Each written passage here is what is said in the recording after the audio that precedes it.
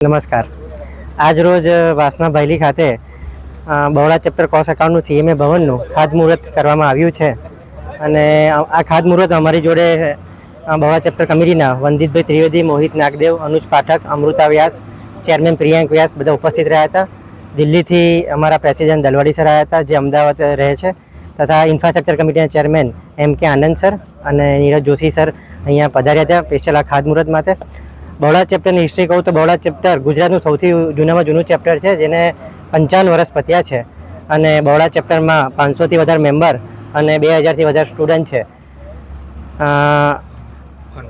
અને બહોળા ચેપ્ટર આ જે ભવનનું નિર્માણ થઈ રહ્યું છે એ 2 વર્ષમાં અહીંયા બહોળા ખાતે વાસના ખાતે ભવનનું નિર્માણ થઈ જશે એવી અમે આશા રાખીએ છીએ અને સરકારથીનો બી સાથ સરકાર રહે એવી આશા અમે રાખીએ છીએ.